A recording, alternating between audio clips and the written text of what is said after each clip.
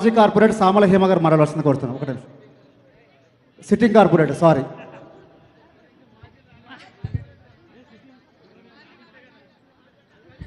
అందరికీ నమస్కారం. జై తెలంగాణ, జై తెలంగాణ, జై కవితక్క.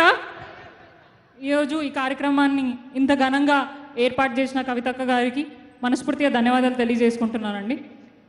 నిజంగా అప్పుడు 10 సంవత్సరాలకి తెలంగాణ రాష్ట్రం కోసం ఈ ఇందిరా పార్క్ దగ్గర ఎట్లయితే ధర్నాలు చేపట్టిరో ఇది కూడా అట్లనే కనిపిస్తుంది. అప్పుడు అవకాశం దొరకలేదు తెలంగాణ రాష్ట్రం కోసం ధర్నాలో పాల్గొనడానికి, ఉద్యమం చేయడానికి. ఎందుకంటే అప్పుడు చిన్నపిల్లలం స్కూళ్ళలో పోతుండే. కానీ ఈరోజు బీసీల బాగు గురించి, బీసీల బతుకుల గురించి అందరి మంచి కోరే వ్యక్తిగా కవితక్క గారి ఈ కార్యక్రమాన్ని చేపట్టడం, దాంట్లో మేమందరం భాగస్వాములు కావడం చాలా సంతోషంగా ఉంది.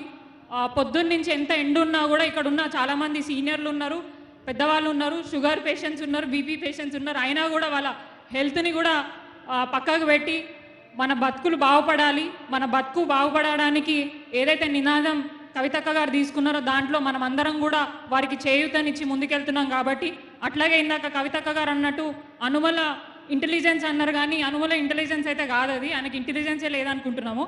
ఐరన్ లెగ్ తెలంగాణ రాష్ట్రాన్ని ఇక్కడికి వచ్చిన తర్వాత 10 సంవత్సరాలు కేసీఆర్ గారు ఏదైతే పచ్చగా తెలంగాణ రాష్ట్రాన్ని తీర్చిదిద్ది ముందుకు తీసుకెళ్ళిండో, వచ్చిన 6 నెలలన్నీ దాన్ని మొత్తం కుప్పగూల్చిండు. ఎక్కడ కూడా ప్రజలు సంతోషంగా లేరు, ఏ వర్గాలు వారు కూడా సంతోషంగా లేకుండా పోయిన సందర్భం మనం అందరికీ కనిపిస్తుంది.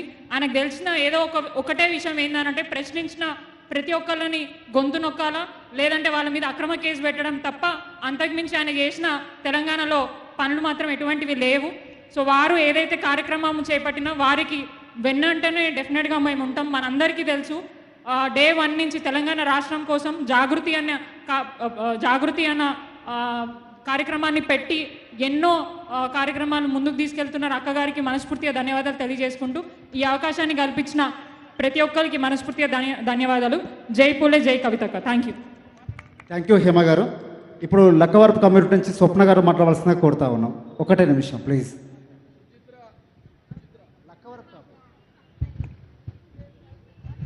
అందరికీ నమస్కారం. జై కవితక్క, జై తెలంగాణ, జై తెలంగాణ.